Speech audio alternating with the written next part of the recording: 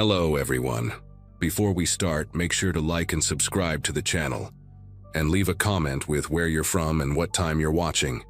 That way, YouTube will keep showing you stories just like this one. Now, let's begin. February always makes me think about second chances, probably because that's when everything started falling apart. I just turned 31, working nights at a medical billing company downtown, spending most evenings alone in my apartment scrolling through Netflix and eating takeout straight from the container. My last relationship had ended 8 months earlier when my ex decided he needed to find himself in Colorado, and honestly, I thought I was doing fine on my own. I had my routines, my Friday wine nights with coworkers, my Sunday calls with my mom. But that particular Thursday night in February, sitting in that dingy bar after my cousin's wedding rehearsal dinner, watching all the happy couples slow dance while I nursed my 4th whiskey sour, the loneliness hit different. That's when Nathan walked up to my table with 2 beers and asked if I minded some company from another member of the singles club. Nathan had this way of making you feel like the only person in the room when he talked to you. Not in a creepy, intense way, but genuinely interested in every word you said. He remembered details from our first conversation that even I had forgotten mentioning, like how I collected vintage medical textbooks or that I was allergic to shellfish but ate it anyway, sometimes just to rebel against my own body. Within 3 weeks, he was texting me good morning messages with little observations about the weather or questions about my dreams from the night before. By week 5, he mentioned his landlord was selling his building and he needed to find a new place fast. And since I had that empty second bedroom just sitting there collecting dust and old Amazon boxes, offering it seemed like the natural thing to do. My friend Kimberly raised an eyebrow when I told her, but Nathan had already shown me his pay stubs from his remote IT job, and the extra $800 a month would help me finally pay off my student loans. Moving day happened on a Saturday, and Nathan showed up with just 3 suitcases and a desktop computer, which seemed refreshingly simple compared to my ex who had owned 17 different kitchen gadgets he never used. He cooked dinner that first night, some elaborate pasta dish with homemade sauce that had been simmering since noon, and we ended up talking until 3 in the morning about everything from our worst job interviews to our irrational fears. Mine was dying alone in my apartment and being found weeks later by the smell. His was people discovering he wasn't as smart as they thought he was. We laughed about how morbid we both were, and when he asked if I wanted to share my Netflix password so he could add his shows to my list, it felt like such a small, practical thing. 2 days later, he suggested we share my Amazon Prime account too, just to save money, and then my Spotify family plan because why pay for 2 subscriptions when we lived in the same place? At first, the comments about my friends seemed protective, even sweet in a twisted way. When Kimberly called Nathan creepy after meeting him at my birthday dinner, he spent an hour analyzing her failed relationships and pointing out how she projected her trust issues onto others. When my coworker Ben started texting me about a new project, Nathan casually mentioned how Ben always found excuses to message female colleagues after hours. Wasn't that interesting? He never told me to stop talking to anyone, just planted these little observations that made me second-guess every interaction. He'd read my texts over my shoulder while I was cooking, not in an obvious way, just standing close enough that I could feel his breath on my neck, asking innocent questions about inside jokes or old stories. One night he borrowed my phone to order takeout because his was dead, and afterward, I noticed he'd gone through my photo albums, hearting random pictures from years ago, leaving his digital fingerprints all over my memories. The banking thing started so innocently, I actually thought it was my idea. We were splitting groceries one evening, and I was struggling with my banking app, trying to send him $37 for his half of the Chinese food. Nathan watched me enter my password wrong twice, laughing at how I always mixed up the last 4 digits, and then offered to just handle our shared expenses through my account to make things easier. He'd transfer his portion once a month, no hassle with constant Venmo requests. He helped me set up the auto pay for utilities from my checking account, memorizing my login in the process because he was just better with numbers than I was. By April, he was checking my balance for me while I drove, telling me when I could afford to splurge on concert tickets or when I should skip the Target run. He'd joke about my shopping habits, calling me his little debt collector because of all the medical bills I processed at work, while simultaneously questioning every purchase I made that he hadn't approved first. 6 months in, that Thursday in August, everything shifted into something darker, though the buildup had been so gradual I'd missed all the warning signs. I came home early from work with a migraine and found Nathan in my bedroom, not his, sitting at my desk with my laptop open, his external hard drive plugged in, copying files with the focus of a surgeon. When he saw me, he didn't even flinch, just smiled and said he was backing up my photos in case my ancient laptop crashed. Wasn't he thoughtful? But something in his eyes had changed, like a mask had slipped just enough for me to see what was underneath. That night, he cooked my favorite meal and acted completely normal, but I noticed he'd changed the password on my laptop, claiming he'd updated it for security and written it down somewhere safe so I wouldn't forget it again. The paper never materialized, and suddenly I needed his permission to access my own digital life. When I told him I wanted to end things 2 weeks later, sitting at our kitchen table with my rehearsed speech about needing space, Nathan pulled out his phone and showed me screenshots of every embarrassing message I'd ever sent about my coworkers, my boss, even my mother. Private conversations with Kimberly where I'd vented about my depression. Photos from that bachelorette party in Vegas I'd begged everyone to delete. The draft emails to my ex I'd written but never sent during my weakest moments. He had everything, organized in folders with names like insurance and rainy day fund, and he explained very calmly how unfortunate it would be if my supervisor saw what I really thought about her weight, or if my deeply religious mother discovered those photos from my experimental phase in college. He wasn't threatening me, he clarified, just pointing out how connected everyone was these days, how easy it was for things to accidentally get shared or forwarded to the wrong person. The next morning, Kimberly texted me asking why I'd sent her such a cruel message at midnight, calling her a jealous failure who was sabotaging my happiness. I hadn't sent anything, but there it was in my sent folder, along with similar messages to Ben, my sister, and 3 other close friends, all sent while I was asleep with my phone charging in the living room where Nathan had been up late, working. When I confronted him, he acted confused and concerned, suggesting maybe I'd had too much wine and didn't remember, or maybe I was having those stress-induced blackouts again, the ones I'd mentioned to him in confidence months ago.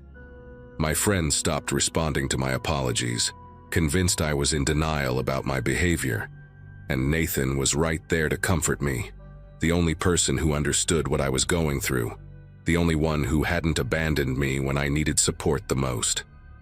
By September, my credit cards started getting declined, even though I knew I'd paid them.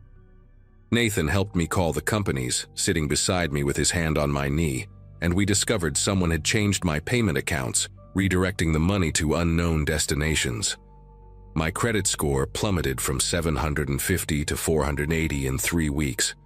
New credit cards were being opened in my name and maxed out on electronics purchases shipped to addresses I'd never heard of.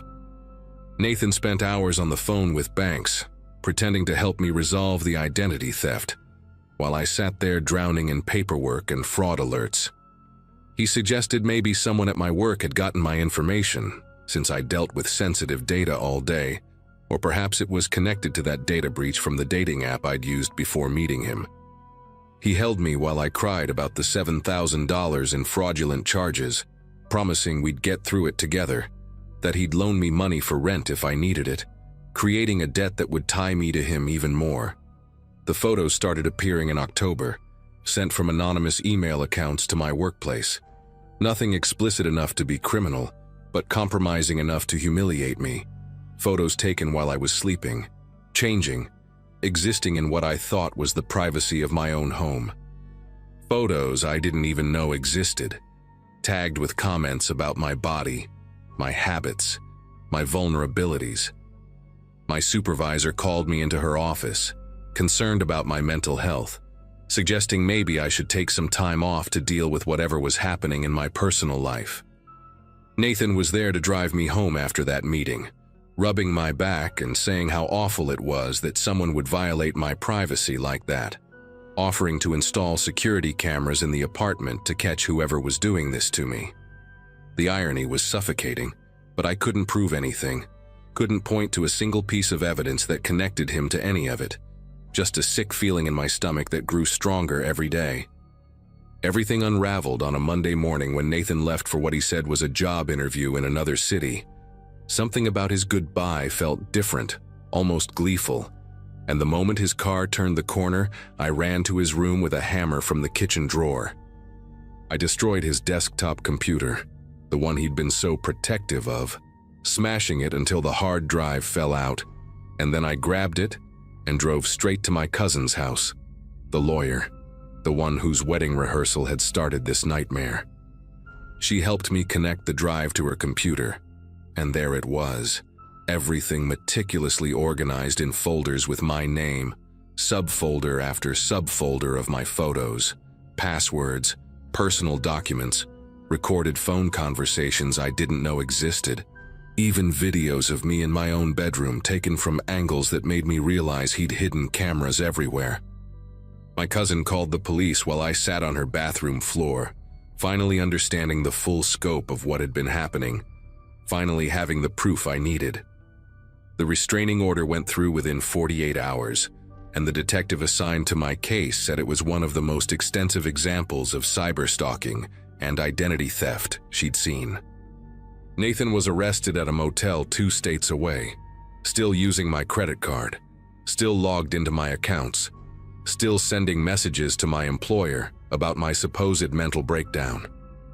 It took months to untangle the financial mess, longer to rebuild trust with friends who'd been manipulated into abandoning me, and I still sometimes find myself checking corners for hidden cameras in my new apartment across town.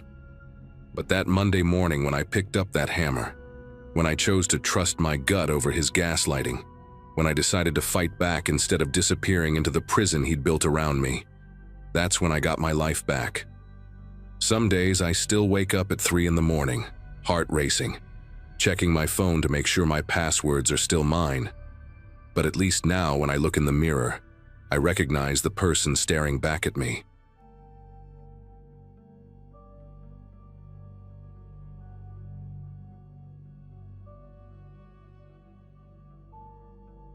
My son Brandon kept talking about this gaming headset all his friends had. The kind with LED lights that changed colors and surround sound that supposedly made you feel like you were inside the game. 11 is such a weird age for birthdays. They want to be teenagers but still get excited about cake and presents like little kids. I'd been working extra shifts at the hospital as a radiology tech since December, squirreling away money to get him the headset plus a few other electronics to make his birthday memorable. Single mom guilt is real, especially when you're 37 and starting over in a new place. We'd only been in Madison for 6 months, living in this little house at the end of Birchwood Lane, where the previous owners had left behind a tire swing and a basketball hoop that Brandon used every day after school. I wanted him to be happy here, to forget about the messy divorce and all the arguing he'd witnessed before his dad moved to Phoenix. When the delivery notification popped up on my phone that Wednesday morning, I was getting ready for a 12-hour shift.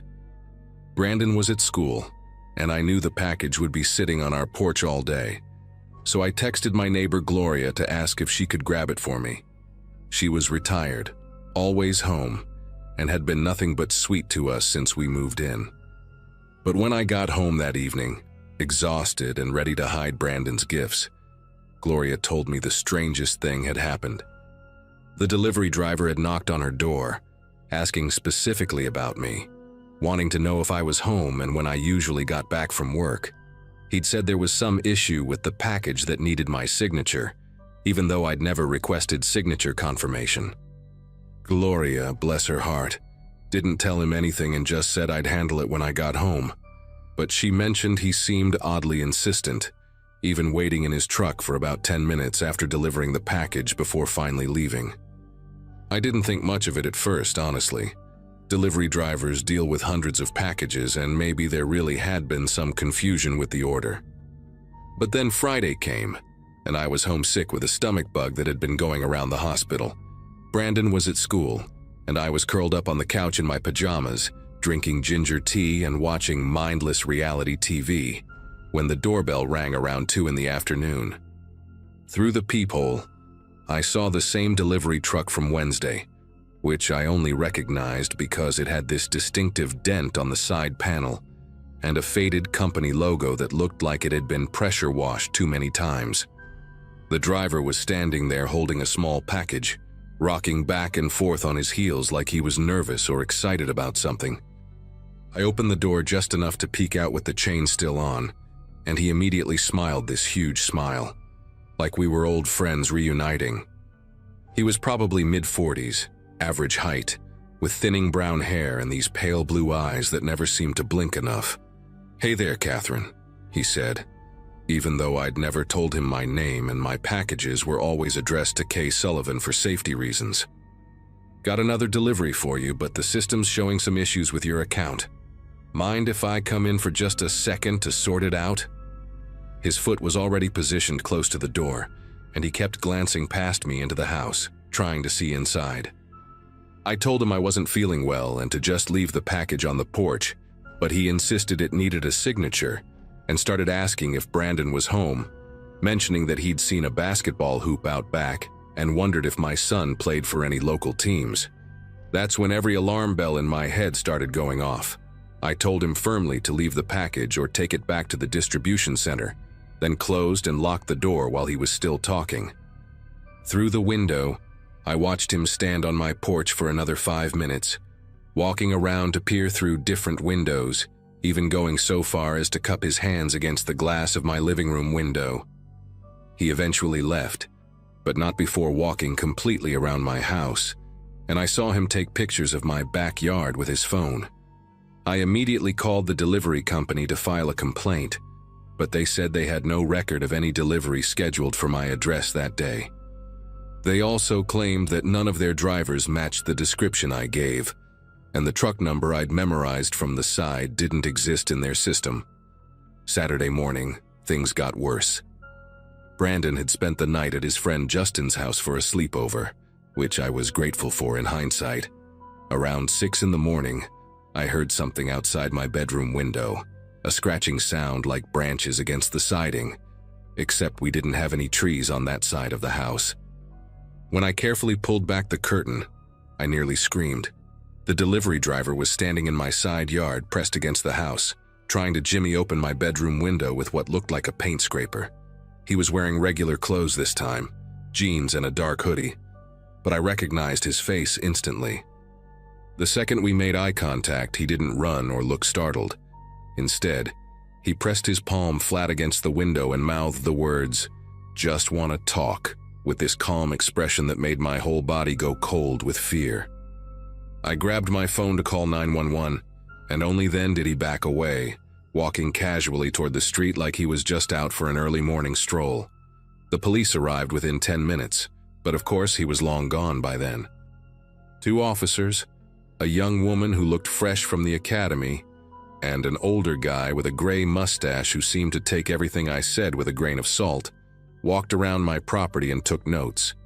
They found fresh tool marks on 3 different windows and boot prints in the flower bed my landlord had just mulched. The younger officer seemed genuinely concerned and suggested I file for a restraining order, but the older one kept asking if maybe I'd had a disagreement with a delivery driver about a damaged package, or if I was sure I hadn't invited anyone over and forgotten. He actually asked if I was taking any medications that might affect my memory, which made me want to scream. They said they'd increase patrols in the neighborhood, but without a name or license plate, there wasn't much else they could do. I spent the rest of Saturday installing extra locks on all the windows and doors, those metal bars that prevent them from sliding open more than a few inches. Gloria came over with her husband Frank to help, and Frank even installed motion sensor lights around the house that he had left over from his own security upgrade last year. I picked Brandon up from Justin's house that evening and tried to act normal, making his favorite spaghetti and meatballs for dinner, and letting him play video games longer than usual. But I couldn't stop checking the windows, couldn't stop jumping at every car that drove by. Around midnight, after Brandon was asleep, I sat in the dark living room with a baseball bat across my lap and every light outside blazing. That's when I heard it, the distinctive rattle of someone trying the back door handle, followed by the scraping sound of metal on metal, like someone working a crowbar into the door frame. I called 911 immediately, whispering to the dispatcher while creeping toward Brandon's room. My heart was pounding so hard, I thought it might burst through my chest, and I could taste copper in my mouth from biting my tongue.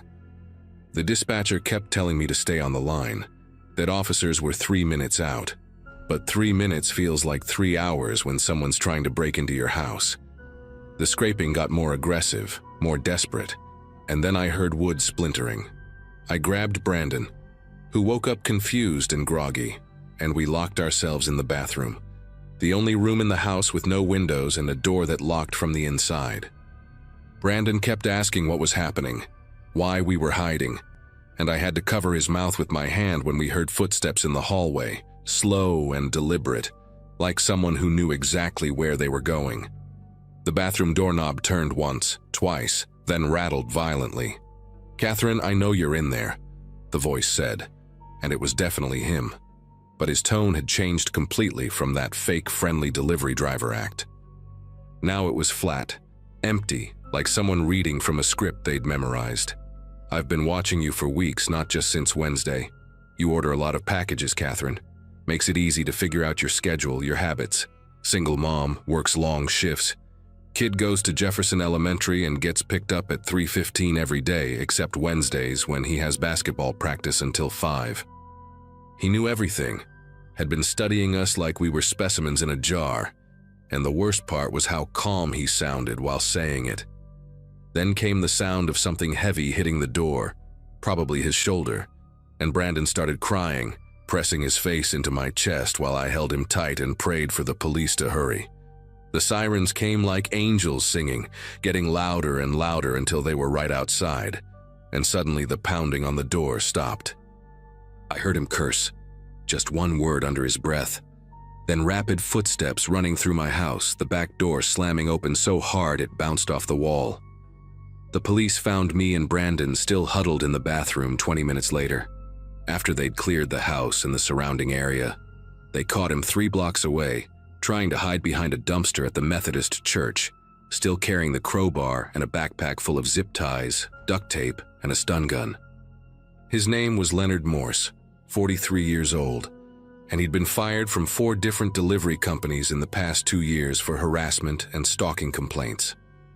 The detective who interviewed me later said they found notebooks in his apartment with detailed information about 12 different women, all single mothers who frequently ordered packages online, complete with work schedules, children's names, and floor plans of their homes sketched from memory.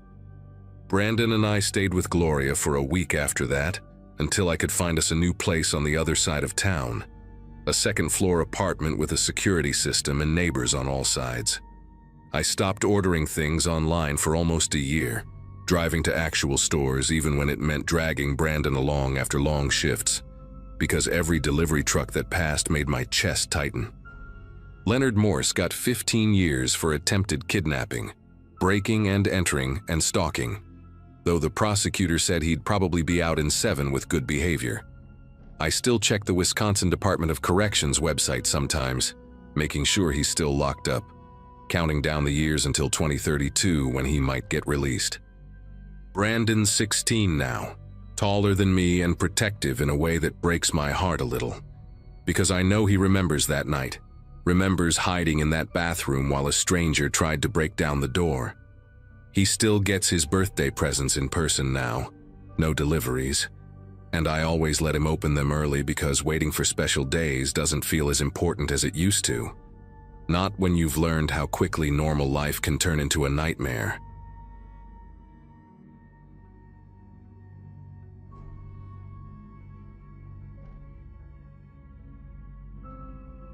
My roommate Craig had been nagging me about the dating apps for months, saying I needed to get back out there after Melissa and I split the previous fall. 29 and suddenly single after 6 years, I felt like I'd forgotten how to even talk to women who weren't already part of my established social circle.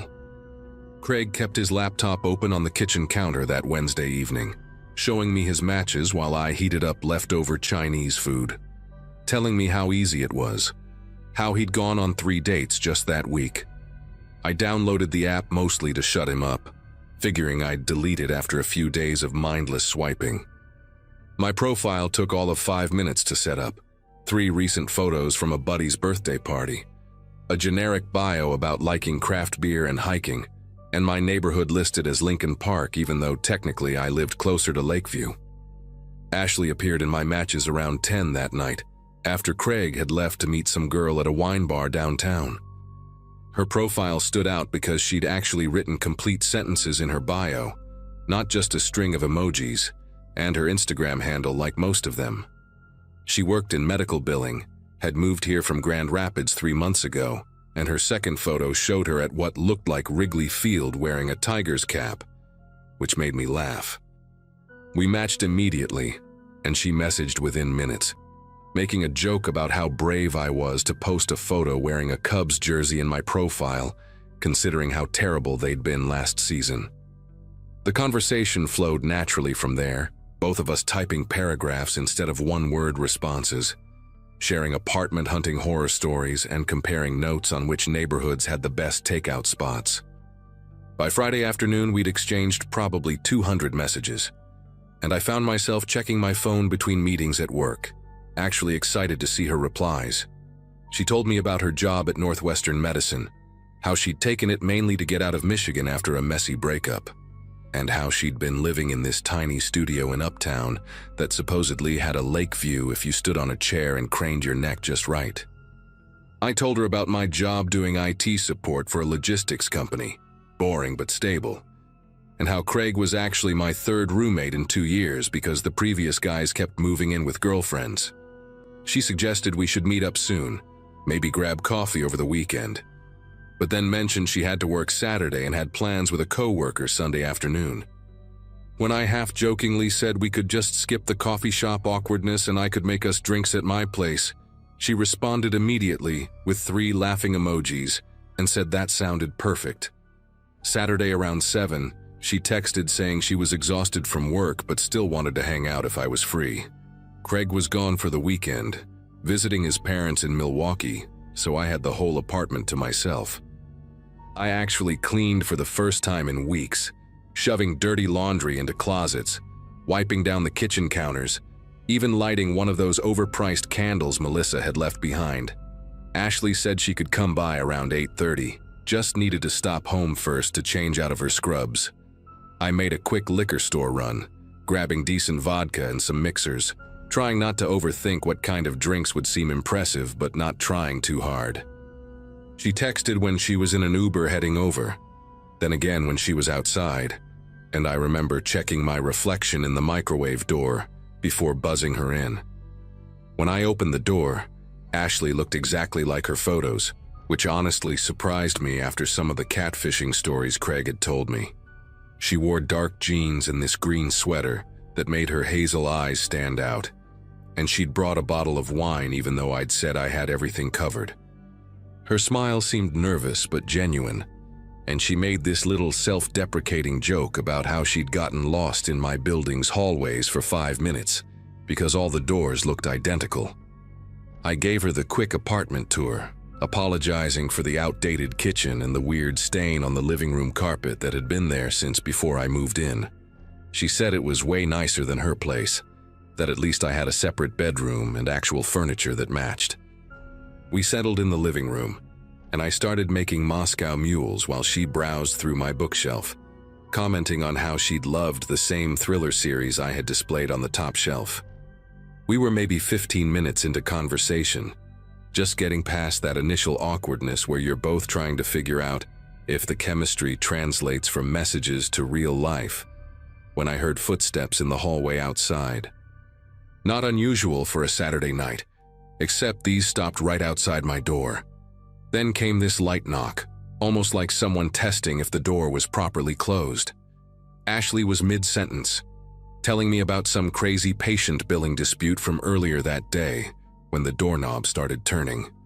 I definitely locked it after she came in, had this habit of always double-checking ever since a drunk neighbor had wandered into the wrong apartment a few months back. The knob jiggled harder, more insistent, and then stopped.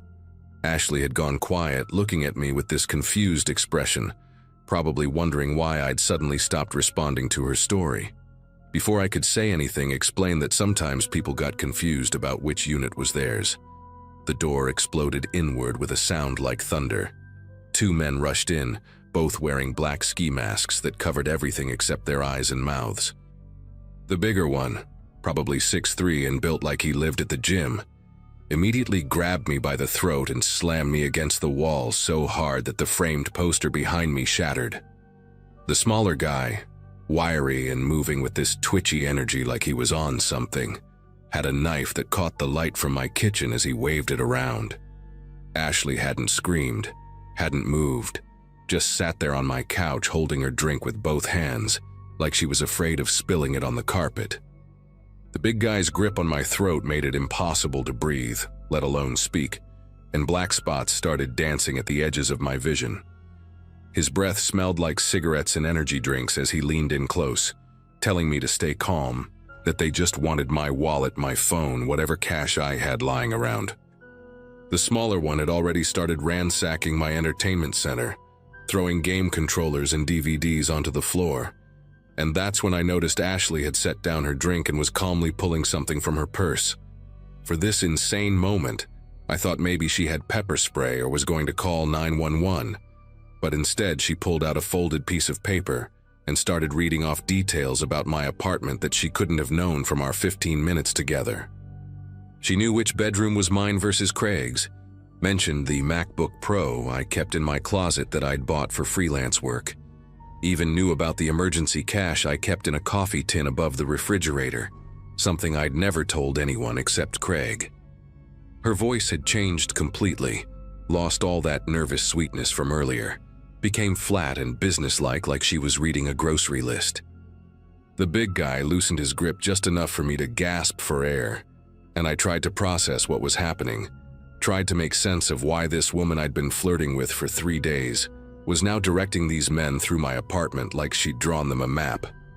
She stood up then, walked over to where I was pinned against the wall, and looked me straight in the eyes while explaining to the men that my roommate kept a PlayStation 5 in his room that they shouldn't miss. The whole thing lasted maybe 20 minutes, but it felt like hours watching them systematically strip my apartment of everything valuable, while Ashley supervised like some kind of twisted project manager. She kept checking her phone, probably tracking how long they'd been there, occasionally reminding them to check specific spots I'd never even mentioned in our conversations. The smaller guy found my laptop bag in the bedroom closet, exactly where she told him to look, while the bigger one emptied my wallet and pocketed my watch, a graduation gift from my dad that I'd stupidly mentioned in one of our messages when she'd asked about the vintage Omega in my profile photo. They made me unlock my phone and transfer money from my banking apps, Ashley standing close enough that I could smell her perfume, the same vanilla scent that had seemed so appealing when she'd first walked in. She watched me enter my passwords with this detached curiosity, like she was studying my typing patterns for future reference. When the transfer limits kicked in after $2,000, she just shrugged and told the big guy to take the phone anyway, that they could probably get a few hundred for it even locked. Right before they left, Ashley did something that still makes me nauseous when I think about it. She leaned down to where I was slumped against the wall, my throat raw and bruised from being choked, and smoothed my hair back from my forehead with this gentle, almost tender gesture. She whispered that I seemed like a really nice guy, that she was sorry it had to be me, but that I should know I wasn't the first, and definitely wouldn't be the last. The 2 men were already at the door with trash bags full of my belongings, and she grabbed the bottle of wine she'd brought, saying something about how it would be a waste to leave it. Then she mentioned, almost as an afterthought, that I probably shouldn't bother calling the cops because Ashley wasn't even her real name, And good luck explaining to them how I'd invited a stranger from a dating app to my apartment after knowing her for 3 days. The smaller guy laughed at that, this high-pitched giggle that sounded unhinged, and then they were gone, leaving my door wide open to the hallway where I could hear my neighbor's TV playing some reality show, the laugh track feeling like mockery. I did call the cops anyway, once I could stand without the room spinning, once I'd managed to close and barricade my door with a kitchen chair because the lock was completely destroyed. 2 officers showed up about an hour later, a younger guy who kept calling me sir, and an older woman who looked like she'd heard this exact story 100 times before. They took photos of my bruised throat, documented what was stolen, and the woman officer asked me to show her Ashley's dating profile on my laptop. Except when I borrowed Craig's phone to check, the profile had already been deleted. All our messages, gone, like she'd never existed at all. The officer just nodded, said this was the 4th case like this she'd seen this month, that these rings were getting more sophisticated, using real photos of women who had no idea their images were being used to catfish lonely guys into robbery setups. She gave me a case number, said a detective would follow up, but we both knew nothing would come of it. The younger officer tried to be encouraging, mentioned something about checking pawn shops for my electronics, but his partner shot him a look that shut him up quick. Craig came back Sunday night to find me sitting in our ransacked apartment with a baseball bat next to the couch, jumping every time someone walked past our door. I told him everything, showed him the police report, the bruises on my neck that had turned this sick purple-yellow color. He was furious, kept saying we should go to the media, post warnings on social media, do something to stop these people from doing this to anyone else. But what would I say? That I'd been stupid enough to invite a stranger to our apartment? That I'd been so desperate for connection that I'd ignored every safety rule I'd ever known? Craig helped me change the locks, install a doorbell camera, even got one of those doorstop alarms that screams if anyone tries to force the door. We told our friends I'd been mugged, which was easier than explaining the whole humiliating truth.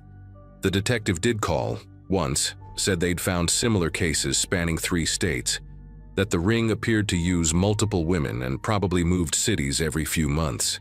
He suggested I keep an eye on my credit report, change all my passwords, all the stuff you do after identity theft. As if the stolen money and electronics were what kept me up at night, not the memory of Ashley's fingers in my hair, telling me I seemed nice. 6 months later, I still haven't been on a single date. Craig stopped asking about it after the 3rd time I had a panic attack when he suggested downloading a different app, one with better security features or video verification or whatever useless safeguards they advertise now. I work from home permanently now. Told my boss it was for productivity reasons, but really it's because I can't handle being in public spaces where I don't know everyone. Every brunette woman I see makes my chest tighten. Every vanilla perfume in the elevator sends me straight back to that Saturday night. My therapist says it's PTSD. That violation of trust creates deeper wounds than physical violence, that healing isn't linear. She keeps asking me to talk about how I felt when Ashley touched my hair, that moment of twisted intimacy in the middle of being robbed, but I can't explain it properly. How do you tell someone that the worst part wasn't the knife or the choking or losing thousands of dollars, but that for 3 days I'd genuinely believed someone wanted to know me, had stayed up texting until 3 in the morning, feeling like maybe I'd finally found something real. My sister's wedding happened last month, and I went alone, made up some story about how my girlfriend couldn't make it because of a work emergency. The lies come so easily now, little fiction band-aids over the truth that I'm too broken to trust anyone new. Sometimes I wonder if Ashley, or whatever her real name is, ever thinks about the guys she's destroyed. If she remembers our conversations about hiking trails we'd never visit, restaurants we'd never try, that stupid joke about the Cubs that made me think she actually gave a damn. The detective called one last time in September, said they'd arrested someone in Ohio who might be connected, but the woman they caught wasn't talking and looked nothing like Ashley's photos anyway. He said I might be called to testify if it went to trial, but we both knew I couldn't identify anyone except those eyes above the ski masks. I thanked him, deleted his number, tried to pretend that chapter was closed even though I still sleep with that baseball bat under my bed, still triple-check the locks, still feel my pulse race when my phone buzzes with any notification from an unknown number.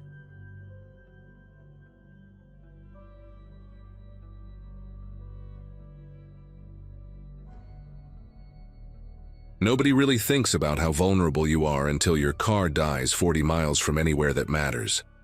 Mine gave up on a Tuesday night in February, just past 11, on that stretch of Highway 47 where cell towers become suggestions rather than guarantees.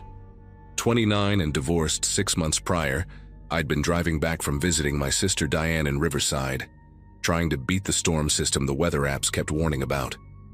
My Corolla had been making that grinding noise for weeks, the one my ex-husband used to say meant the transmission was going, but I kept putting off the mechanic visit because rent was due and groceries don't buy themselves.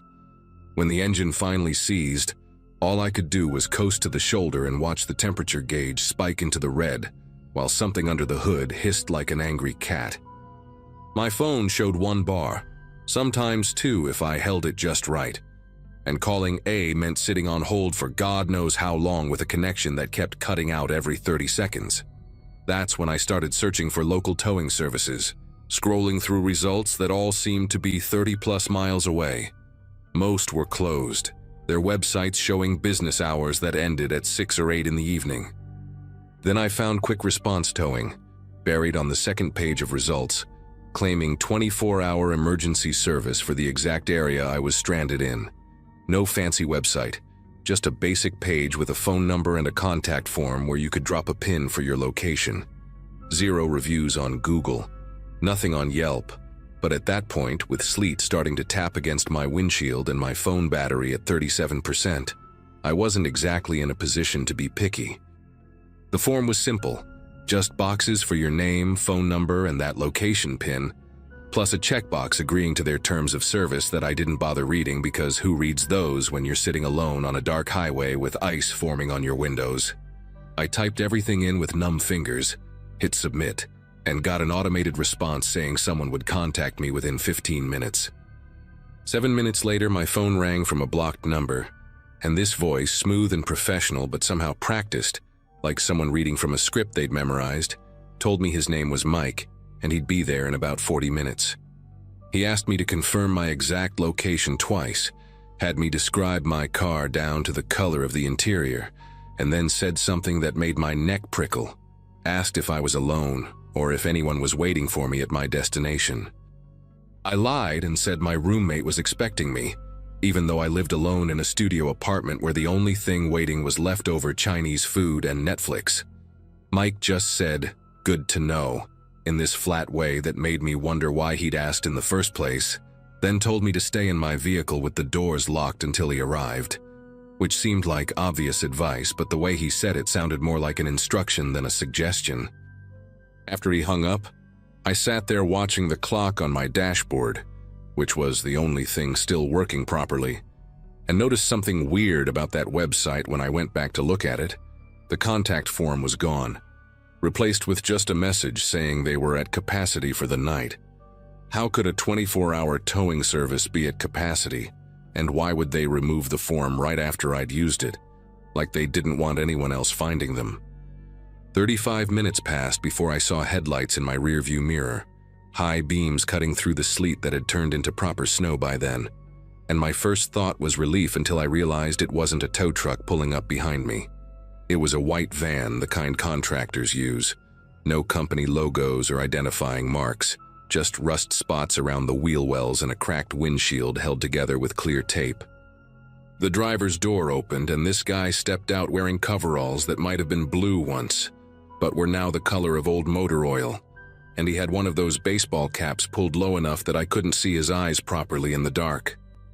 He walked toward my car with this unhurried pace, carrying a toolbox in one hand and what looked like a Slim Jim in the other, and that's when I noticed he hadn't parked like a tow truck driver would, didn't angle his vehicle to protect mine from traffic, just stopped directly behind me, blocking me in. He tapped on my window with the Slim Jim, not his knuckles, and when I cracked it open just an inch, he leaned down and said, "You must be Amanda," except I'd never given them my name. Just put A. Thompson on the form because that's what I always did with online stuff. His breath smelled like coffee and cigarettes and something metallic, and up close I could see his eyes now, this pale gray color that didn't blink enough.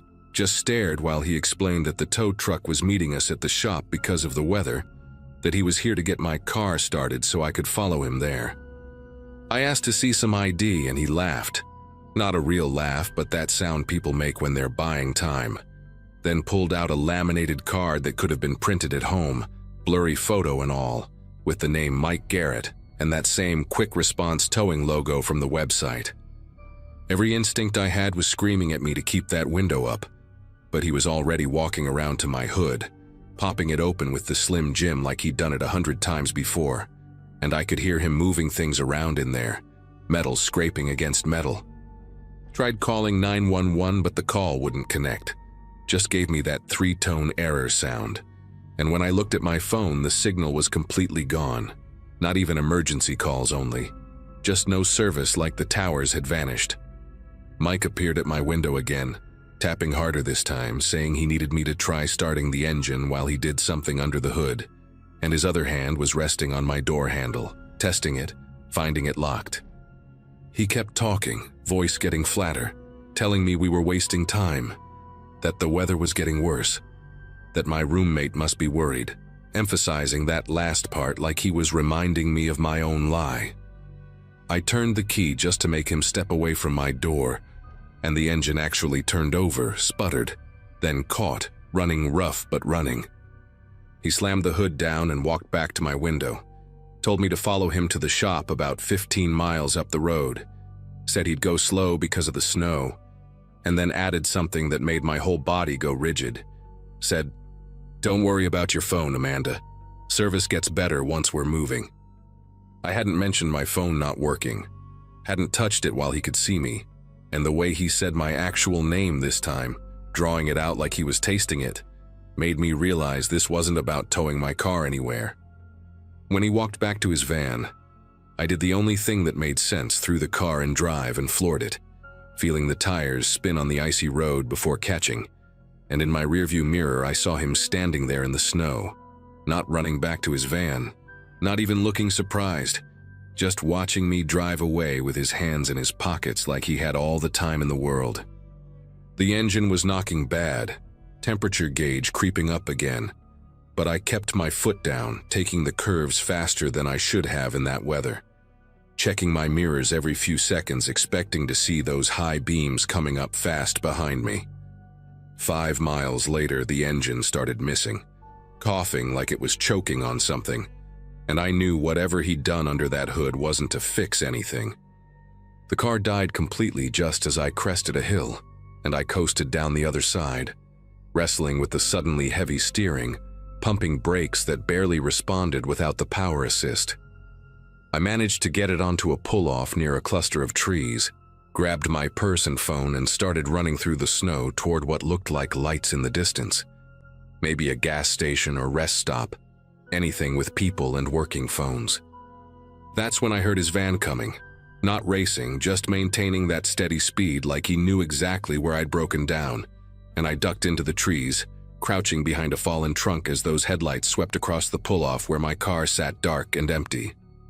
He stopped, got out, walked around my Corolla twice, even opened the driver's door and looked inside, and I could see him clearly in the dome light, that same unhurried way of moving, checking his watch like he was keeping to some schedule. Then he did something that made me bite my hand to keep from gasping, pulled out a second phone, not his, and I recognized my phone case, the purple one with the rhinestones my sister gave me for my birthday. Except my phone was in my pocket, so how did he have an identical one? He typed something on it, the screen lighting his face from below, making those gray eyes look silver, then tossed it onto my passenger seat and closed the door, walking back to his van without even glancing toward the trees where I was hiding. I stayed frozen behind that log for another 10 minutes after his taillights disappeared, snow soaking through my jeans, teeth chattering so hard I thought he might hear them if he was still out there somewhere watching. When I finally stood up, my legs were so numb I had to grab tree branches to keep from falling, and I stumbled through the woods parallel to the road, afraid to walk on the pavement in case he came back. The lights I'd seen turned out to be a truck stop about a mile away, one of those 24-hour places with the bright fluorescent glow that never looked so welcoming. I burst through the doors looking like something out of a horror movie, covered in snow and pine needles, mascara running down my face, and the clerk, this kid maybe 19 with gauged ears and a name tag that said Dustin, immediately asked if I needed him to call the police. While we waited for the state troopers, I sat in the break room wrapped in a blanket Dustin found somewhere, drinking coffee that tasted like motor oil but was hot, and that's all that mattered. My phone suddenly had full bars again, and the missed calls started coming through, 17 of them, all from numbers I didn't recognize, all within the last hour. The voicemails were worse, just breathing at first, then Mike's voice, calm as ever, saying things like, "Amanda, you left your lights on," and "Your engine's still warm, you couldn't have gone far," and the last one, the one that made Dustin take the phone away from me. "Your roommate's worried, says you never came home. Maybe we should file a missing persons report." The trooper who showed up, Officer Reeves, took my statement while his partner drove out to check on my car. And when they came back, they had that duplicate phone in an evidence bag, said it had messages on it from my number to various people saying I was heading to California to start fresh, not to worry about me. Classic runaway scenario they'd seen before. Officer Reeves ran the quick response towing name through their system and found nothing. No business license, no registered company, nothing at all.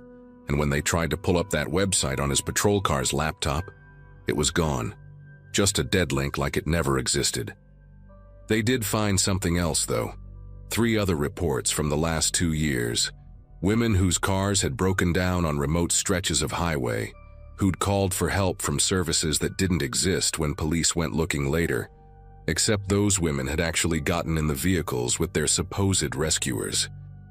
2 were found weeks later in different states, no memory of what happened after accepting the ride. And 1, a teacher from Tucson named Carol Mendez, was still missing.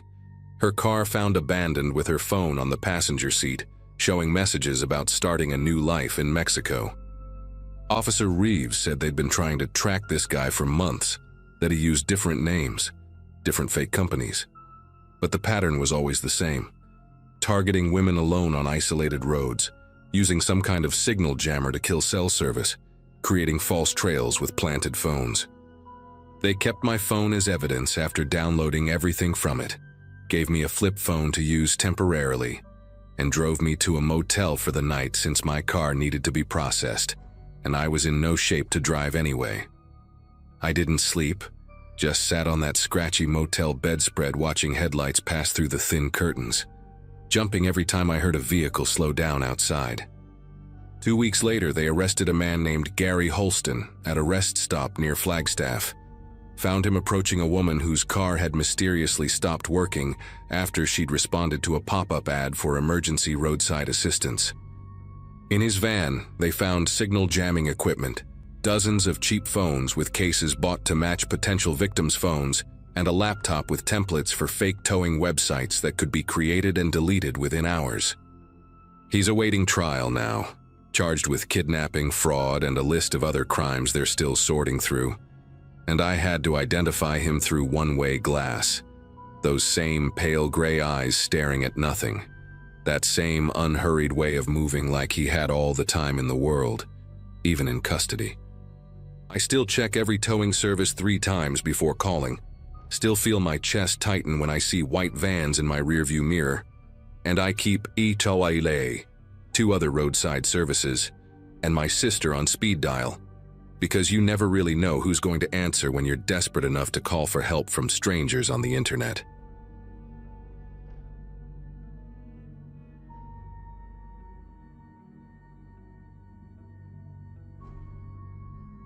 February in Pennsylvania gets dark around 5:30, but that particular Friday, I didn't leave the warehouse until almost 11. Inventory season meant 14-hour shifts, and my supervisor had just quit, dumping everything on those of us still hanging on for the overtime pay. My wife texted around 9, asking if I wanted her to leave dinner in the microwave, and I told her to just go to bed, that I'd grab something on the way. By the time I finally clocked out and started the 40-minute drive home, my eyes felt like sandpaper, and all I could think about was crawling into bed next to her. Route 22 stretched ahead of me, nothing but darkness and the occasional 18-wheeler passing in the opposite direction. About halfway home, right where the road cuts through that empty stretch between Bethel and Fredericksburg, I spotted the neon sign for a fuel-and-go station. My eyelids were getting heavy, that dangerous kind of heavy where you catch yourself drifting toward the rumble strip, so I figured coffee would be smart. Plus, my gas gauge showed less than a quarter tank, enough to make it home but cutting it close. I pulled off into the nearly empty lot. Just one other car parked near the edge by the dumpsters. Some beat-up Chevy Malibu with duct tape holding the bumper on. The fluorescent lights above the pumps flickered and buzzed, casting everything in that harsh white glow that makes you look sick even when you're not. Inside, the place had that typical rest stop smell. Burnt coffee mixed with industrial cleaner and something vaguely rotten from the hot dog roller that probably hadn't been cleaned since Christmas. Behind the counter sat a kid who couldn't have been more than 19, face buried in his phone, barely glancing up when the door chime announced my entrance. I headed straight for the coffee station in the back corner, grabbed the largest cup they had, and started filling it with whatever sludge had been sitting in the pot since God knows when. That's when I heard footsteps behind me, way too close for comfort in an otherwise empty store. "Long night." The voice came from directly over my shoulder, and I turned to find this guy standing maybe 6 inches from me, close enough that I could smell the cigarettes on his jacket. He had one of those faces that could have been anywhere from 35 to 50, weathered and lined, with pale blue eyes that never seemed to blink. His hair was slicked back with too much gel, and he wore a faded denim jacket over what looked like mechanics' coveralls, though they were too clean to belong to someone who actually worked on cars. He smiled, showing teeth that were surprisingly white and straight, the kind of smile that should have been friendly, but somehow made my chest tighten instead. "Yeah, just heading home from work," I mumbled, taking a step sideways to put some distance between us while I snapped a lid on my coffee. But he moved with me, maintaining that uncomfortable closeness like we were dancing some weird convenience store waltz. "You know, I noticed you pulling in," he said, his voice carrying this oddly cheerful tone that didn't match the hour or the setting. "That's a nice Accord you got there. What is it, 2016? 2017? I used to have one just like it. Same color and everything. Silver pearl metallic, right?" The specificity made me pause because he was exactly right, down to the paint name Honda used. I just nodded, trying to move toward the register, but he kept talking, following me step for step.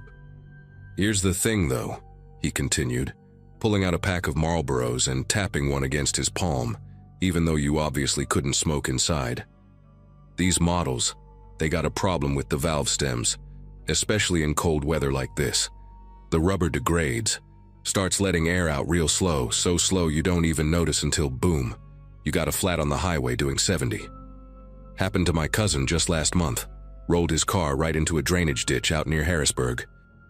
They had to cut him out with the jaws of life." He shook his head like he was personally devastated by this story. "Hey, when's the last time you had someone check those stems? Because I'm telling you, brother, driving on Route 22 this late with bad valve stems, that's just asking for trouble." I paid for my coffee while he kept rambling about tire pressure and road safety, the kid behind the counter never once looking up from his phone during the entire transaction. The stranger followed me right to the door, still talking, and when I pushed it open, he grabbed the handle from behind me. "Let me take a quick look at those tires for you," he said, already moving toward my car before I could respond. "Won't take but a second, and then you'll know for sure you're safe to drive home." Come on, what's 30 seconds if it saves your life? Something about the way he said that last part, the way his voice dropped just a fraction, made me want to get in my car and leave immediately. But he was already crouched by my front driver's side tire, running his hands along the rubber like he was reading Braille. "See, look at this," he called out, waving me over with one hand while the other stayed pressed against the tire. "Feel right here. You can actually feel where the rubber's starting to separate from the stem. That's classic cold weather damage. And this one too." He moved to the rear tire, making a clicking sound with his tongue. "Man, all 4 of these are accidents waiting to happen. Good thing you stopped here tonight, real lucky if you ask me." He stood up, wiping his hands on his coveralls, even though they hadn't gotten dirty, and gave me that unsettling smile again.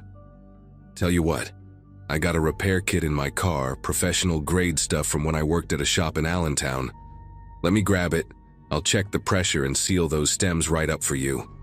Won't charge you anything, just helping out a fellow driver."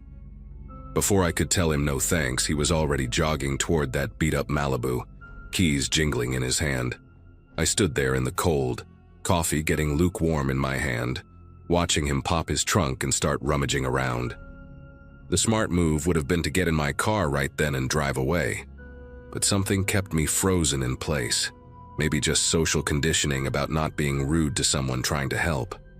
He came back carrying a red toolbox that looked brand new, not a scratch or dent on it, which seemed odd for something supposedly from his mechanic days. "This'll just take a few minutes," he said, kneeling back down by my front tire. "Why don't you go inside where it's warm? Maybe grab yourself a snack or something. No point in both of us freezing out here." That's when I heard it. A soft hissing sound coming from my rear passenger tire. I walked around to look, and my heart started hammering against my ribs. There was a slash in the sidewall about 3 inches long, fresh enough that I could still see the white threading inside the rubber pulling apart. I spun around to confront him, but he was already standing right behind me, still holding that smile, but his eyes had gone completely flat, like a shark's. "Would you look at that?" he said, his voice different now, slower and more deliberate. "Must have happened when you pulled in. These parking lots, you never know what kind of debris is lying around. Glass, metal scraps, all kinds of hazards." He took a step closer, and I noticed for the first time how much bigger he was than me, at least 3 inches taller and probably 40 pounds heavier. "Good thing I'm here to help you out, right? Because calling a tow truck this time of night, out here in the middle of nowhere, that's gonna take hours and cost you what, $300–400? I pulled out my phone, my fingers fumbling with the screen as I tried to dial 911, but he moved faster than I expected for someone his size. His hand clamped down on my wrist, not violent, just firm enough to make his point. "Now, why would you want to call the cops?" he asked, that fake friendly tone creeping back into his voice. "We're just 2 guys helping each other out here. Besides, what are you gonna tell them? That someone's offering to fix your tire? They got real crimes to worry about." He let go of my wrist but stayed close enough that I could feel his breath on my face. "Here's what's gonna happen. You're gonna let me give you a ride wherever you need to go. My car's running fine and I know these roads like the back of my hand. We'll leave your car here, come back for it in the morning when the tire shop opens. Simple as that." The way he said it, like it was already decided, like I didn't have a choice, that's what finally snapped me out of my paralysis. I threw the hot coffee right in his face and ran, not toward my useless car, but toward the store, screaming for the kid behind the counter to call the police. The stranger cursed and stumbled backward, pawing at his eyes, and I burst through the door so hard it slammed against the wall. The kid actually looked up from his phone, startled, and I yelled that there was a man outside who'd slashed my tires and was trying to force me into his car. To his credit, the kid immediately picked up the store phone and dialed 911, then reached under the counter and pulled out a baseball bat. "We get weirdos sometimes," he said, moving toward the door to lock it. Through the window, we could see the stranger getting into his Malibu, and for one terrifying moment, I thought he might ram it right through the storefront. But he just sat there for maybe 30 seconds, watching us, before pulling out of the lot and disappearing down Route 22. The state police showed up about 15 minutes later, took my statement, and checked the security footage, which clearly showed the guy following me around the store and then doing something to my tires, though the angle wasn't good enough to see the actual slashing. They found the knife he'd used thrown in the grass by the air pump, a folding blade with a worn wooden handle. The cops said they'd seen this before, guys who disable cars at remote stops and then offer rides to stranded motorists, especially women, though I was apparently an unusual target. They never found the Malibu or the man, even though they put out an alert with the plate number I'd memorized. The tow truck driver who came to get my car told me I was lucky, that just 6 months earlier they'd found an abandoned car at a rest stop near Hershey with slashed tires, and the owner never turned up. My insurance covered the new tires, and I drove home around 4 in the morning to find my wife awake and worried sick. These days, I don't care how tired I am or how empty the tank gets. I don't stop at rest stops after dark anymore. I'll drive on fumes all the way home before I risk meeting another helpful stranger with a brand new toolbox and clean mechanics coveralls.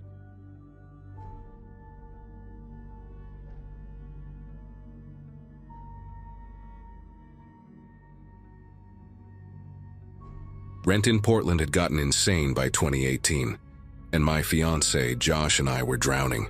We'd bought our little 2-bedroom house on Hawthorne Street the year before, right after I finished my veterinary tech certification, thinking we'd scored the deal of a lifetime. Turns out the mortgage plus utilities was way more than we'd calculated, especially with Josh still paying off student loans from his engineering degree. By January, we were having those tense conversations over dinner where neither of us wanted to admit we were scared. The spare bedroom sat there, mocking us with its empty space and wasted potential. That's when Josh brought up the idea of renting it out, just temporarily, until we got our heads above water. I wasn't thrilled about sharing our space with a stranger, but when I checked our bank account that night and saw we had maybe $300 to last until my next paycheck, I knew we didn't have much choice. We posted the ad on Craigslist on a Thursday morning in early February. Nothing fancy, just basic info about the room, shared bathroom, kitchen privileges, $700 a month plus split utilities. My best friend Vanessa called me that same afternoon, practically yelling through the phone about how we should be using one of those verified roommate apps instead. She went on this whole rant about background checks and references, and how Craigslist was basically asking for trouble. Josh's coworker told him the same thing, said his cousin had used some service that vetted everyone thoroughly.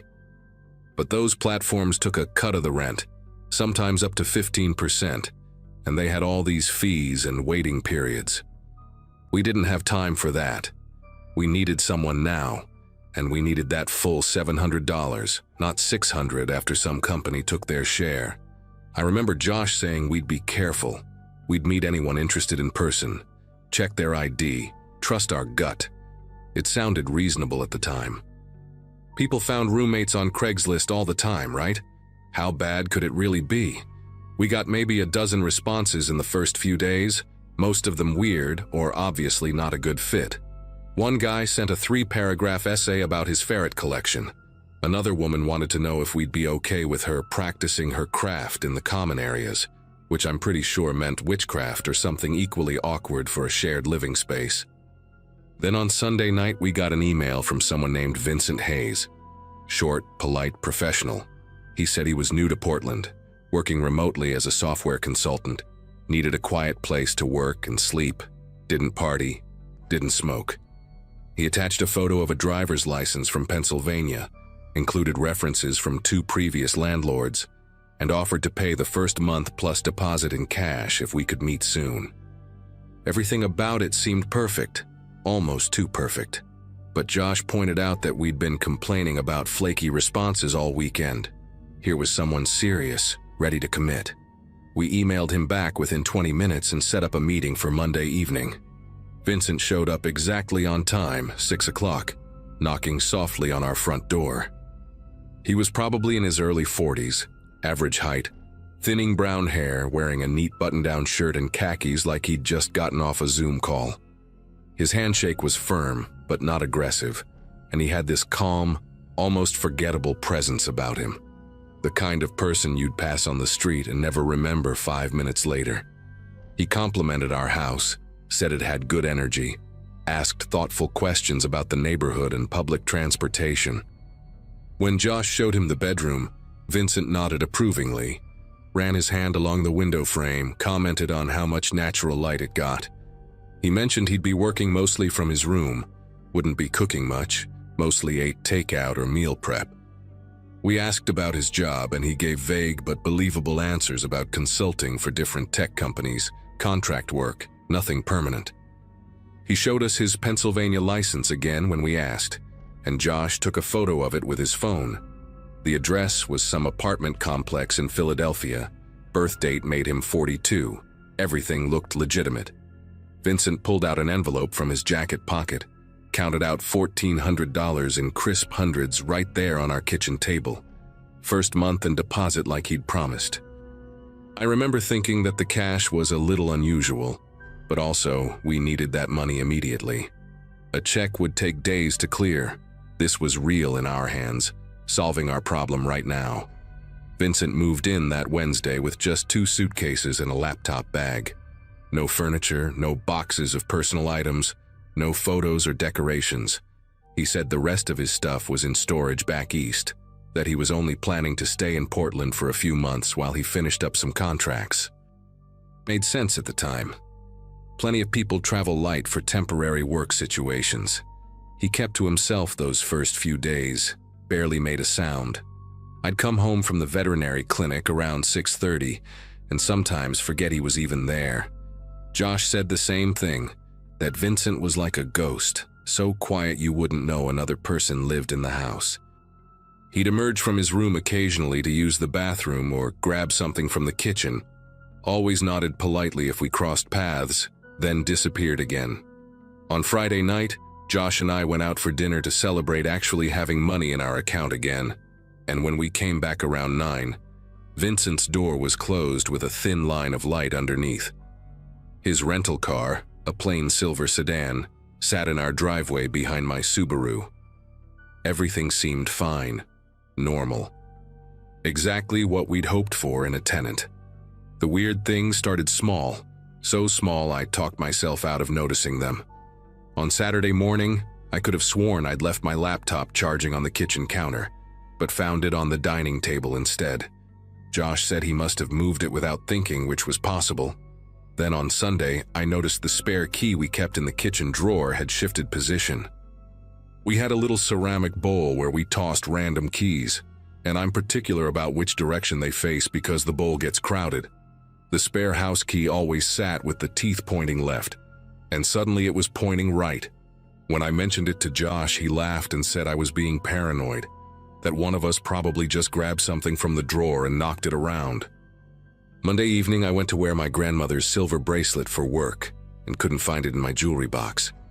I tore apart our bedroom looking for it, checked the bathroom counter, retraced my steps. Josh helped me search for 20 minutes before we gave up. I was upset because that bracelet meant everything to me, but I figured maybe I'd misplaced it somewhere random, maybe it would turn up. Tuesday morning, I realized my good headphones were missing from my nightstand. The expensive noise-canceling ones I'd bought myself for my birthday last year. That's when the knot started forming in my stomach, this creeping sensation that something was wrong, but I couldn't quite name it yet. That evening, Josh came home from work and immediately asked if I'd been in his office. He kept a small desk set up in the corner of our bedroom where he worked on freelance projects sometimes. His external hard drive was gone, the one where he backed up all his photography files and personal documents. $200 worth of equipment just vanished. We stood there in our bedroom, both of us finally saying out loud what we'd been dancing around for days. Things were disappearing. Small things, valuable things, stuff that wouldn't be immediately obvious but would add up. Josh wanted to confront Vincent right away, but I convinced him we should be smart about it. We had no proof. What if we were wrong? What if we'd actually misplaced everything and accused our tenant of theft? That would be horrible. We decided to wait, to pay closer attention, to maybe set up Josh's old phone as a camera in the living room just to see if anything else went missing. Wednesday morning, I left for work at 7 like always, and Vincent's door was still closed. His car sat in the driveway. Everything appeared normal, but I felt sick the entire drive to the clinic, this horrible anticipation sitting on my chest. I got home first that day, around 6:15, and the moment I walked through the front door, I knew something was different. The air felt wrong, disturbed somehow, like someone had just run through the house. Vincent's bedroom door stood slightly open, which I'd never seen before. I called out his name, no answer. Walked down the hallway and pushed the door wider. Empty. Completely empty. The bed was still there because it came with the room, but his suitcases were gone. His laptop bag, every single trace of Vincent Hayes had vanished like he'd never existed. My heart started hammering as I rushed to our bedroom, and that's when I saw it. Our closet door hung open, and the small fireproof safe where we kept our passports, birth certificates, the emergency cash Josh's mom had given us, sat on the floor with its door pried open. The metal around the lock was scratched and bent. Everything inside was gone. I ran to the kitchen, hands shaking so badly I could barely grab my phone, and that's when I noticed the back door. Wide open. Not just unlocked, but standing open like someone had left in a hurry and didn't bother closing it behind them. The screen door banged softly against the frame in the evening breeze.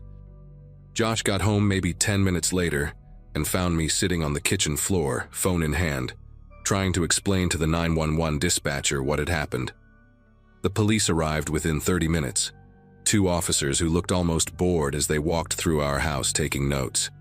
They photographed the damaged safe, the open back door, Vincent's empty room. When they asked for his information, Josh pulled up the photo of the Pennsylvania driver's license on his phone. The older officer, a guy named Officer Brennan, looked at it for maybe 5 seconds before shaking his head. He asked if we'd verified the ID in any way, run the license number, checked references. We admitted we hadn't. We'd just trusted what we saw. Brennan pulled out his own phone, typed something in, then showed us his screen. The license was fake, not even a good fake, apparently. The format was wrong for Pennsylvania. The hologram pattern didn't match state standards, and when he ran the number through their system, nothing came up.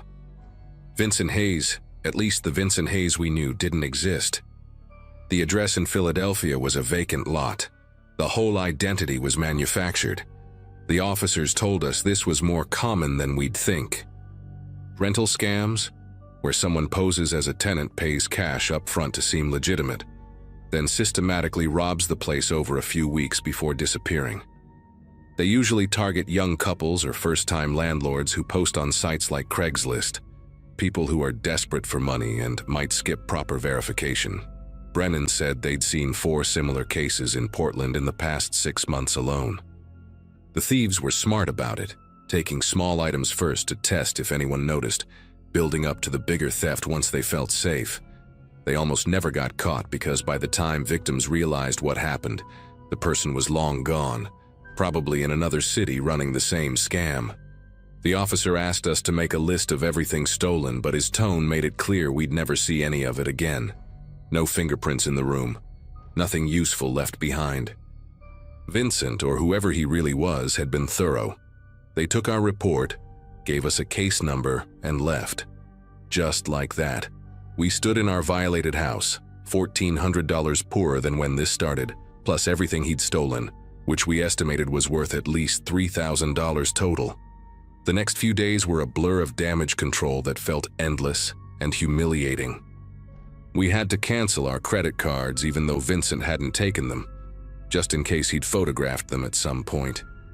We spent hours on the phone with our banks, putting alerts on our accounts, changing passwords on everything. Josh had to contact his previous employers because some of his old tax documents were in that safe, warn them that his social security number might be compromised. We filed for replacement birth certificates and passports, which cost money we absolutely didn't have, and took weeks to process. I had to tell my supervisor at the clinic why I needed time off for all these appointments. Had to admit out loud that we'd been stupid enough to rent to someone off Craigslist without doing basic verification. The look on her face, that mixture of pity and judgment, made me want to disappear. Our friends tried to be supportive, but Vanessa couldn't help saying she'd warned us, and even though she was right, hearing it made everything worse. We installed new locks on every door, got a deadbolt for the back entrance, bought a proper security camera system that we should have had from the beginning. All of it felt like closing the barn door after the horses had already run off. The financial hit nearly destroyed us. We'd counted on that rental income to catch up on our mortgage, and now we were even further behind, plus dealing with replacement costs for everything stolen. Josh picked up extra freelance work, pulling late nights after his regular job. I started taking weekend shifts at an emergency vet clinic across town, even though the commute was brutal and the work was exhausting. We put the house up for sale in May, couldn't afford to keep it anymore. Took a loss on the sale, but at least got out from under the mortgage before the bank started foreclosure proceedings. We moved into a tiny apartment in a worse neighborhood, the kind of place we'd been so proud to escape when we bought the house. It took us almost 2 years to financially recover from those 3 weeks Vincent lived with us. 2 years of rebuilding savings, repairing our credit, replacing documents and possessions. The police never found him, never even got a lead. That case number Brennan gave us just sits in some database somewhere, unsolved, one of thousands just like it. Sometimes I wonder how many other people he did this to, how many houses he walked through taking pieces of their lives. I wonder if he ever felt bad about it, or if we were just marks to him, easy targets who made it simple. We were so desperate to solve our money problems that we ignored every red flag, every warning, every instinct that whispered something wasn't right. That's the part that still keeps me up sometimes, knowing we did this to ourselves by trusting a stranger with cash and a fake smile.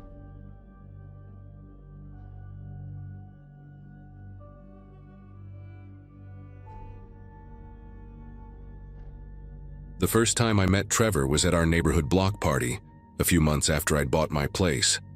He wasn't flashy or loud like some of the guys there, just a regular man in his 40s, tan from working outdoors, with a calm voice and a worn baseball cap that looked permanently attached to his head. We ended up chatting near the grill about home repairs, and when I mentioned a few projects I'd been putting off, he offered to help. He ran a small contracting business, said he lived a few streets over. He didn't pressure me. If anything, he sounded casual, like a neighbor doing me a favor. Over the next week, I checked out his work online and saw decent reviews. Nothing glowing, but enough to make him seem legitimate. When he came by to give me an estimate, he showed up in a faded white pickup with his business name hand-painted on the door. The way he talked about fixing the back porch made it sound easy, and honestly, I was relieved to find someone local. After a few visits and small talk about football and barbecue spots, I figured he was trustworthy. So when he asked for a spare key, just to let himself in while I was at work, it didn't seem like a big deal at the time. At first, everything felt normal. He'd text me updates, leave a note on the counter, even sweep up before heading out. But after a couple of weeks, I started noticing odd little things. A screwdriver would be sitting on the wrong shelf. The coffee mugs in the cabinet weren't in the same order I left them. Once, I came home to find a sticky note on the fridge that said, "Good progress today," except the handwriting looked different from the notes he usually left. I brushed it off, assuming I was just mixing things up after long work days. Then, subtle changes started stacking up. A photo frame in the hallway was turned slightly, like someone had stood there staring at it. My receipts for a recent grocery trip vanished from the counter. When I logged into my email one night, a few messages were gone. Nothing crucial, but personal enough to make me wonder. I told myself it was probably me misplacing stuff or accidentally deleting things. Still, a small part of me began keeping mental notes of how I left everything before heading out in the morning. One Friday evening, I came home and noticed a photo on my kitchen table that hadn't been there before. It was a printout of me standing in my backyard, taken from what looked like inside my own house, through the window. The angle made it clear the photo wasn't from a phone or some random passerby. I checked my security camera footage, but the system showed nothing, like the recording had been wiped. I told myself there had to be an explanation, but my gut kept whispering that Trevor had access to everything now. Over the next few days, more strange details piled up. My calendar app had entries I didn't remember adding, appointments with names I didn't know. When I texted my sister, she said she'd already talked to me earlier that day, even though I hadn't. Someone had messaged her from my number, pretending to be me, and asked weird questions about our parents' house. That was the moment I realized this wasn't about stolen tools or a messed up porch. Someone was building a version of my life that didn't belong to me. I confronted Trevor the following Monday. He showed up in his usual calm way, holding a toolbox, like everything was perfectly normal. When I mentioned the missing messages and photos, he looked surprised, even concerned, and asked if I'd been having trouble sleeping. His tone wasn't defensive. It was smooth, almost gentle, as if he was the one worried about me. That threw me off more than if he'd gotten angry. He left after patching a crack in the wall, saying we could talk more later, but I caught a glimpse of a smirk as he turned toward his truck. That night, I changed the locks. The next morning, the front door was unlocked. Not broken, not forced, just unlocked. Inside, everything looked exactly the same, except for one detail. A note on the counter in the same unfamiliar handwriting as before. It read, "You're mixing things up again." My chest tightened as I checked every room, every drawer, every closet. Nothing was missing, but nothing felt like mine anymore. Even the air seemed different, as if someone else had been breathing it all night. I called the police that day, but the officer who came over didn't seem too concerned. He asked if there were signs of forced entry or stolen items, and when I said no, he gave me that polite nod people give when they think you're overreacting. He said it was probably a misunderstanding with the contractor, maybe a copy of the key floating around somewhere. I wanted to show him the photo, the texts, the missing emails, but I couldn't. They were gone. Every trace of what had happened had been deleted or replaced, like someone had reached into my life and scrubbed it clean. By the following week, small reminders started appearing again. A hammer sitting neatly on the table when I didn't own one. My shoes lined up by the door in pairs I never arranged. Once, a voice message appeared on my phone from an unknown number.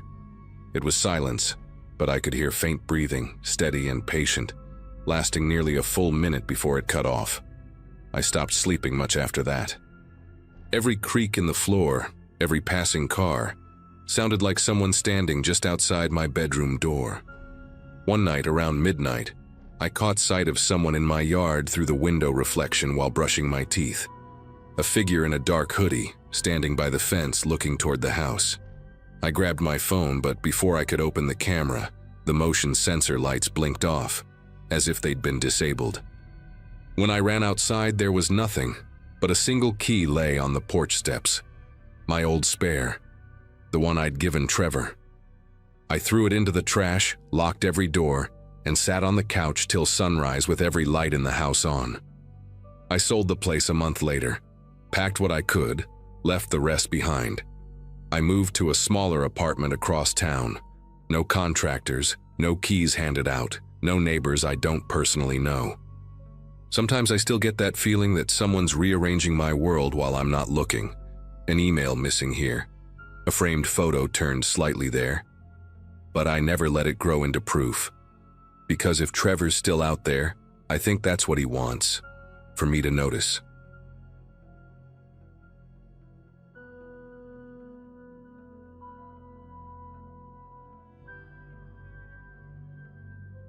When the break-in started around my neighborhood, everyone was on edge. It wasn't anything major, just small things disappearing from porches or garages, but it was enough to make us all uneasy. I live in a quiet suburb outside Richmond, Virginia, the kind of place where people leave their tools out while mowing and trust the mail carrier with open gates. Around that time, I'd been working long shifts at the auto shop, so I wasn't home much. My wife, Emily, suggested we get a security camera since she was alone most evenings. I didn't want to spend a fortune, so I started browsing online for used smart cameras. That's when I found one listed on a local marketplace app. The seller had perfect ratings, and the price was less than half of what a new one cost. It looked almost brand new in the photos, just a little scuff near the base.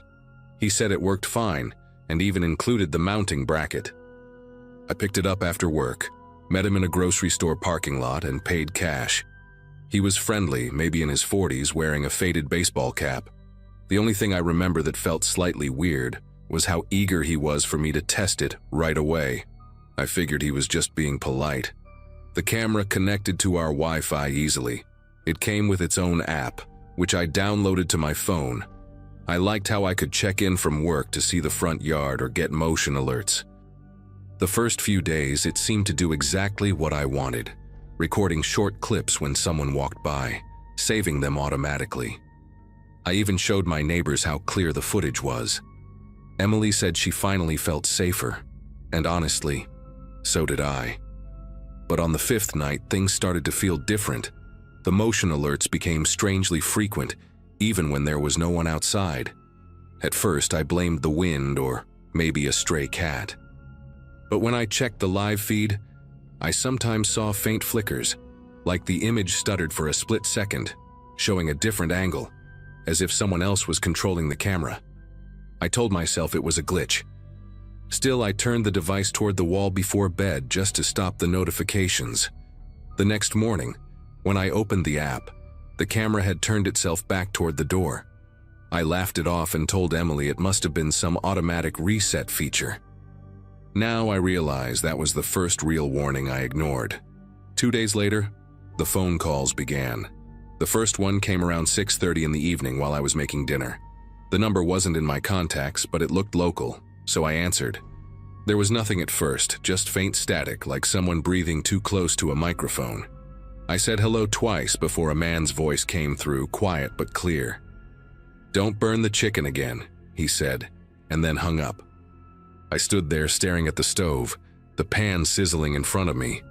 I hadn't told anyone I was cooking. Emily was working late. Nobody else could have known that. That night, I convinced myself it was a prank. Maybe one of my co-workers messing around. Guys at the shop do that kind of thing sometimes. But then the next call came the following morning while I was brushing my teeth. This time, the same voice said, "Running late again, huh?" The line clicked dead before I could respond. My hands were still wet, and I just stared at my reflection for a while, toothbrush in hand. Feeling this tight pressure in my chest, I checked the call history. Same number.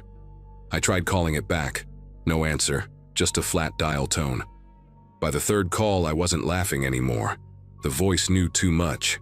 He mentioned small, precise things, like how I always left my keys on the kitchen counter, or that Emily parked on the left side of the driveway. Every time I asked who it was, the call ended abruptly. I stopped sleeping well. Every noise in the house made me sit up. I even unplugged the camera one night, but when I woke up, it was powered back on. The little LED light blinked green, meaning it was active. I asked Emily if she'd plugged it in. She said no, and I believed her. I started digging through the app's settings, trying to find anything unusual. That's when I noticed something I hadn't seen before. Under linked devices, there was another phone listed, one that wasn't mine or Emily's. The name just said Admin 01. When I tried removing it, the app froze for a few seconds and then crashed completely. After that, the live feed stopped working for me. Every time I opened it, it said connection busy. I knew enough about tech to realize that meant someone else was already streaming the feed. That weekend, I called the company that made the camera. I told the tech support rep what was happening, but he sounded skeptical until I gave him the serial number. Then his tone changed completely. He asked me where I'd bought it and told me, very quietly, to disconnect it immediately. He explained that the unit had been flagged months ago in a security breach. They'd found several models sold online that were modified to stream to a third-party server. Whoever had set it up could watch every feed in real time. He said someone might still have access to ours. I unplugged it right then and sealed it in a plastic bag. But the calls didn't stop. The next night, I got one at 2:14 a.m. This time, the voice didn't sound calm anymore. It was whispering, rushed, like someone trying not to be heard. "Why'd you move the camera?" it asked. "You shouldn't have done that." My heart started pounding. I didn't say a word. The call ended after a few seconds and I sat in the dark, staring at the glow of my phone screen until morning. When Emily woke up, I didn't even tell her right away. I wanted to believe it was over. that maybe the guy was bluffing, but deep down, I knew he'd seen everything. I took the camera and my phone to the police station later that day. The officer who helped me, Detective Harris, was patient and surprisingly familiar with these cases. He said they'd already been investigating a string of hacked devices sold online, all traced back to a single distributor. A few victims had gotten strange messages or anonymous calls, just like me. The footage, he explained, was being streamed to a private server overseas. Someone was collecting hours of people's lives, watching them eat, sleep, argue, everything. I felt sick thinking about how long we'd been observed without realizing it. They eventually found out my unit was transmitting to an IP address registered in another country. The account had thousands of clips stored, all from different homes. The police took the camera as evidence, and I replaced our Wi-Fi network entirely. New router, new passwords, new everything. It's been over a year now, and the calls finally stopped. I never found out who the man was or why he targeted me, but sometimes when I'm alone at night, I still catch myself glancing at the ceiling corners, half expecting a little green light to start blinking again.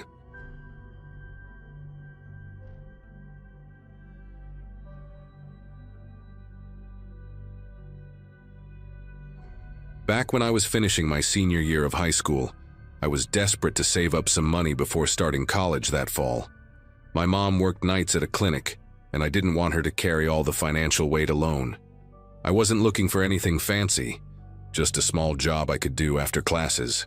That's how I found an online listing for a remote assistant position on a site that looked completely legitimate. The logo seemed professional, and the job description matched what I was capable of. Scheduling, answering emails, managing small data tasks. The person who contacted me introduced himself as Evan Clark, claiming he ran a small logistics company based in North Carolina. He sounded friendly, maybe a little too smooth, but I was so focused on landing a job that I brushed it off. He said all the work would be done from my phone or laptop, and that their scheduling system used a custom app to coordinate shifts. It didn't seem weird at the time. Companies use all sorts of apps these days, right? So when he sent me the link, I downloaded it without thinking twice. The app was called Workmate Pro, and it looked real enough. Blue interface, sign-in screen, a little loading animation. The only odd part was that it asked for several permissions right away. Access to my location, contacts, photos, and camera. When I asked about that, Evan said it was to verify attendance and prevent schedule fraud. He even laughed and said, "We had people clocking in from the beach once." It sounded plausible, and I didn't want to come across as difficult. I gave it full permission, thinking it was just part of being thorough. For the first couple of weeks, everything seemed fine. I received simple tasks, mostly fake emails to categorize or short surveys to review. Then, slowly, I began noticing strange things. My phone battery drained faster than usual, even when I wasn't using it. Sometimes I'd wake up to find the screen faintly lit, like it had been active moments before. Once I swore I heard the camera shutter sound in the middle of the night, though I convinced myself it must have been a notification ping. It's easy to rationalize the little things when you don't want to believe something's wrong. One afternoon, about 3 weeks in, I was in my bedroom trying on clothes before meeting friends. I remember hearing a faint buzzing sound from my desk. My phone's screen was on, camera app open, but I hadn't touched it. The front camera light flickered for half a second before going dark again. My chest tightened, and I just stood there staring at the screen, half expecting it to move on its own again. I told myself it was probably a glitch. Phones can be weird, but deep down something started gnawing at me. I turned the phone face down and tried to shake the feeling, but for the rest of the night I couldn't stop glancing at it. The next morning I woke up to an email from Evan saying the company servers were being updated, and that I shouldn't open the Workmate app until further notice. That's when I decided to look up the company myself. I typed the name he'd given me into Google. Nothing came up. No website, no LinkedIn page, no record at all. I checked the App Store again, and Workmate Pro had vanished entirely. My heart pounded as I scrolled through my downloads, realizing the app wasn't from any official source. It hit me then. I had installed it directly from the link he sent in a message. Later that day, I tried calling him. The number was disconnected. Every message I'd sent on the chat platform showed as delivered, but he never replied again. I remember sitting at my desk reading through our old messages and feeling stupid for not noticing sooner how generic his responses had been. When I told my mom, she immediately called the police. They took my phone as evidence and told me not to touch anything until their cyber unit could analyze it. That night felt endless. I kept replaying every moment I'd used that phone, every private second I'd forgotten the camera was even there.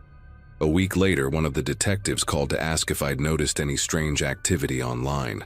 I hadn't, but that same evening, my friend Lydia texted me a link with no message, just the link. I opened it and saw my own face staring back at me on a shady-looking website, captured from what seemed like my bedroom. There were dozens of images, taken at random times. Me studying, brushing my hair, sleeping. Some photos were worse. My knees nearly gave out, and I remember screaming for my mom. It didn't feel real. It felt like someone had stolen pieces of my life and plastered them on the internet for strangers to scroll through. The investigation that followed was long and draining. Detectives from different states got involved, because it turned out I wasn't the only one. The same fake company name had been used in job listings across multiple platforms. Every victim was young, mostly college students trying to make some extra cash. The spyware on our phones had been designed to activate cameras and microphones remotely, uploading everything to encrypted servers. Hearing that made me sick. It wasn't just invasion, it was hunting. Someone had built a system to watch people like me in the privacy of our own rooms. They eventually traced the activity to a man operating out of Florida. He'd created a network of fake job listings, posing as different employers each time. When they raided his apartment, they found multiple hard drives containing thousands of files. My photos were just a tiny fraction of it. The detective told me he'd been selling the content on dark web forums, using innocent job seekers as his source. I remember sitting in the police station, trying to hold it together while signing the witness statement. My mom kept her hand on my shoulder, silent, like she knew there was nothing to say that could make it right. For months after that, I couldn't sleep properly. Every small sound made me check the corners of my room. I stopped using my phone at night and covered the camera with tape. Even though they caught him, the thought that strangers had seen me in those moments still crawls under my skin. Some of the photos were removed, but the detective was honest. Once something hits the internet, it never truly disappears. The idea that I'm still out there somewhere in files I'll never find is something I've learned to live with but never accept. It's been a few years since it happened. I eventually changed my number, got a new phone, and moved to a different city for college.